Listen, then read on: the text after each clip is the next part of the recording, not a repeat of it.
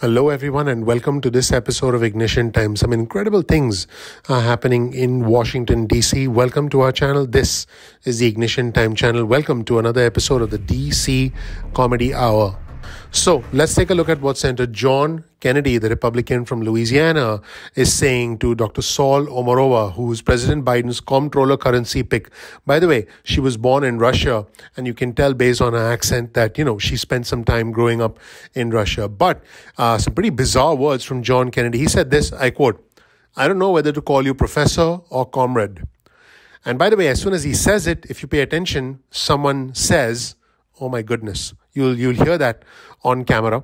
And Dr. Saul Omarova, who's President Biden's comptroller currency pick, says, "I'm not a communist. I do not subscribe to that ideology. I could not choose where I was born." Pretty incredible, folks. Let's roll the tape and see this exchange behind an elected United States senator and an individual trying to get a job and essentially being on display, being interviewed by the United States Senate, or I would go so far as to say being discriminated against simply by virtue of the way she talks and simply being discriminated against by virtue of where she was born. Let's roll the tape and watch this exchange. I don't mean any disrespect. I don't know whether to call you professor or comrade. Oh my goodness. Senator, I'm not a communist. I do not subscribe to that ideology.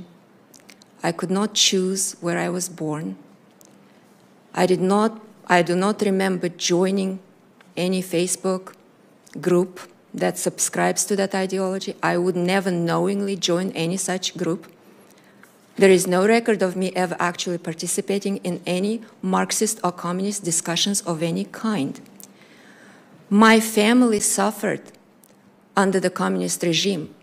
I grew up without knowing half of my family. My grandmother herself escaped death twice under the Stalin regime. This is what's seared in my mind.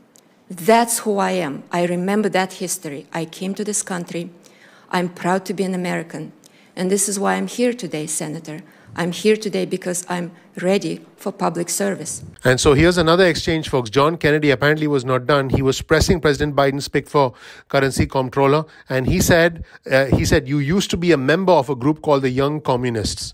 And Omarova explains, because she was born in the Soviet Union, she was part of school youth programs mandated for students. I mean, look at this. And I believe that this is disgraceful for us in the United States of America to even watch this exchange. Let's watch and let me know what you think of John Kennedy's line of questioning. Is this what we should see in the greatest country on earth, or what is supposed to be the greatest country on earth? Let's roll the tape and watch the exchange between John Kennedy and Omarova. Let's watch.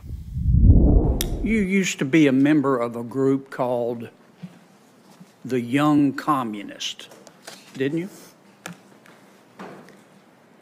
Senator, are you referring to my membership in the Youth Communist Organization while I was growing up in the Soviet Union? I don't know. I wanted to ask you that question. Well, Senator, There was a group called the Young Communists, and you were a member. Is that right?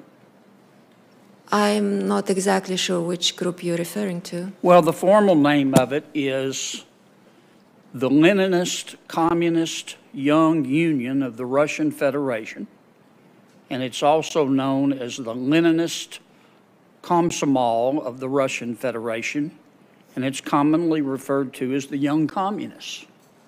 Were you a member? Senator, I was born and grew up in the Soviet Union. Yes, ma'am, but were you a member of that organization? Everybody in that country was a member of the Komsomol, which was the Communist Youth Organization, because you were a member? That was a part of normal progress in school. Have you resigned from the youth? From the Young Communists?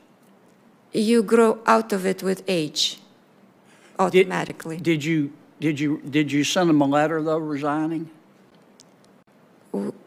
Senator, this was many, many years ago. As far as I remember, how the Soviet Union worked was at certain age, you automatically stop being a Well, member of that could you look at your organization. records and see if you can find a copy of your... Senator Kennedy, I don't interrupt. I almost never interrupt these, but Well, you always Professor- interrupt me, Mr. No, President, actually, I and don't. Not I nearly won't as many pursue- times I as I'd won't like to. pursue No, that line of she questions. she renounced her Soviet citizenship. Well, I understand that. Now, there was somebody who tried to set this guy straight, John Kennedy, and that was the one and only Senator Elizabeth Warren, the Democrat from Massachusetts.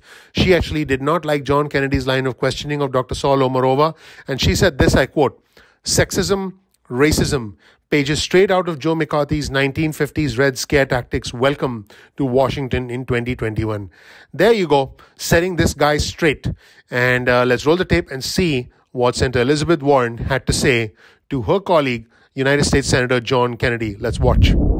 Professor Omarova, I know that the giant banks object to your willingness to enforce the law to keep our system safe and that you may cut into big bank profits. So they and their Republican buddies have declared war on you. The attacks on your nomination have been vicious and personal. We've just seen them.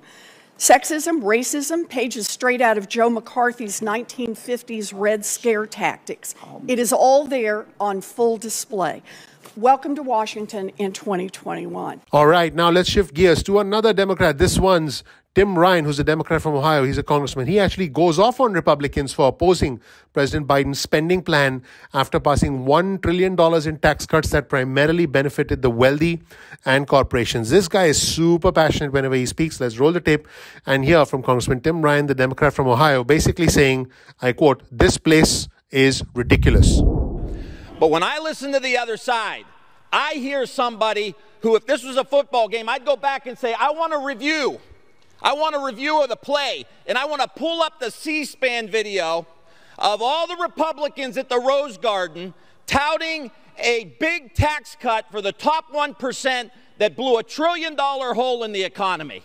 This place is ridiculous. Let's invest in the people. Let's not cut taxes for rich people. And we got a new name for the GOP, the Grand Old Phonies. And now let's shift gears from Democrats to Republicans. Governor Ron DeSantis, a Republican from Florida, he claims that the corporate media likes it when COVID, which by the way has killed more than 750,000 Americans, he said the corporate media likes it when it surges in places that they don't like. Yep, that's what he said. Let's roll the tape and hear from Governor Ron DeSantis, the Republican from Florida. You see it surging in other parts. The corporate media, they don't like it when it surges in other parts. They only like it when it surges in places that they don't like. And so I don't know if they're even going to cover that, but I see it happening, and it was something that was obviously predictable. And folks, Ron DeSantis is not done. Here's another comment from Ron DeSantis, and he actually spoke about opposition to vaccine mandates. He said this, I quote, "The data is very clear at this point. COVID vaccines are not preventing infection."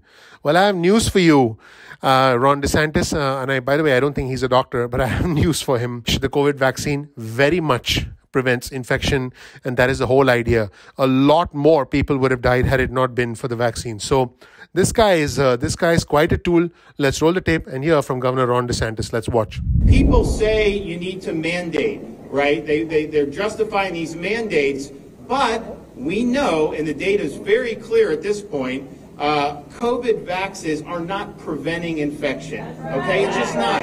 Gibraltar is the most vaccinated country on earth. They just locked down their Christmas celebrations. They're not doing it. So that's where we are, everyone. Thank you so much for watching. Please click like, please click subscribe, please enable notifications.